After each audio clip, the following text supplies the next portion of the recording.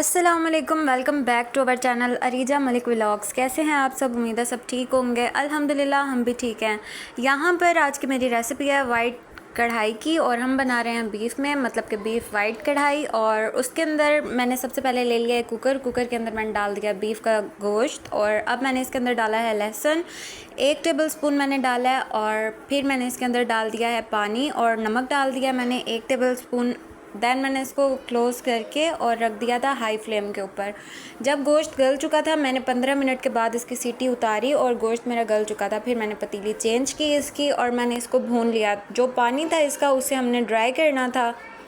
तो मैंने स्पाइसेस भी इसके अंदर ऐड कर दिए थे। स्पाइसेस में था ज़ीरा कूटा हुआ 1 टीस्पून, काली मिर्च थी मेरे पास 1.5 टीस्पून, और इसके अलावा मेरे पास था तेज़पात और थोड़ी सी अजवाइन ली थी मैंने, सिर्फ 2 पिंच, उसको डाल के और फिर मैंने इसे मिक्स कर लिया था। फिर मैंने दही ली थी, दही को इसमें ऐड करेंगे। मेरे पास थी 1/2 कप दही, और दही को अच्छे से विस्क कर लेंगे, फेंट लेंगे और फिर इसके अंदर ऐड करेंगे ताकि दही के कोई भी लम्स सालन के अंदर ना रह जाएं, फिर वो बुरे लगते हैं बहुत ज़्यादा। तो दही को फेंट कर और फिर इसके अंदर ऐड करेंगे ताकि जो दही का भी पानी है वो भी निकल जाए, और फिर एक ही दफ़ा इसकी भुनाई करेंगे हम।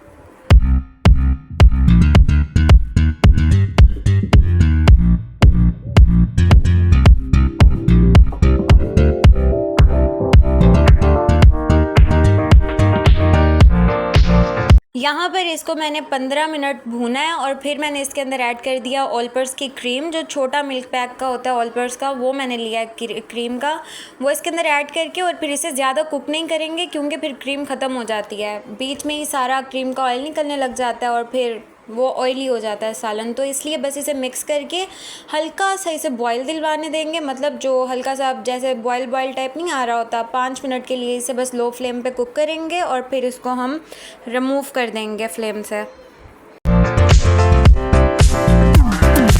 इसके ऊपर से ऐड करेंगे हम गरम मसाला। मैंने 2 पिंच लेके गरम मसाला ऊपर डाल दिया, क्योंकि गरम मसाले से ये होता है कि इसका ऑयल निकलने लग जाता है सालन का और बहुत ही अच्छा फ्लेवर आने लग जाता है। देन मैंने इसके अंदर थोड़ा सा हरा धनिया ऐड कर दिया, सिर्फ कलर के लिए।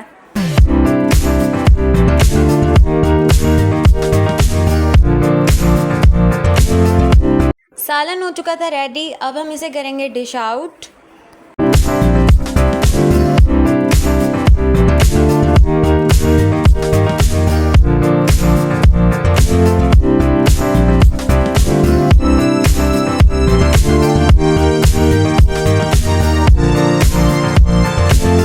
जो वाइट कढ़ाई होती है उसके अंदर ना हम टर्मेरिक पाउडर डालते हैं, ना हम टमाटर डालते हैं, ना प्याज डालते हैं, ना ही रेड चिली डालते हैं। मतलब कलर हमें वाइट रखना होता है ना, तो इसलिए हम कोई भी ऐसी चीज़ नहीं डालते कि जिससे कि इसका कलर चेंज हो जाए।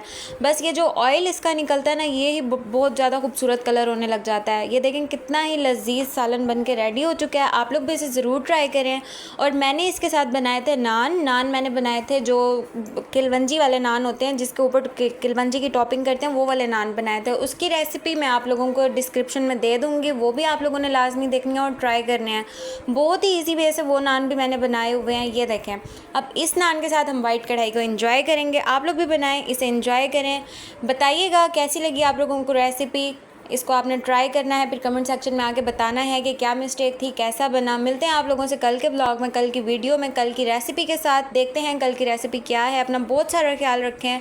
वीडियो को लाइक एंड शेयर करें, चैनल को सब्सक्राइब करें। अल्लाह हाफिज़।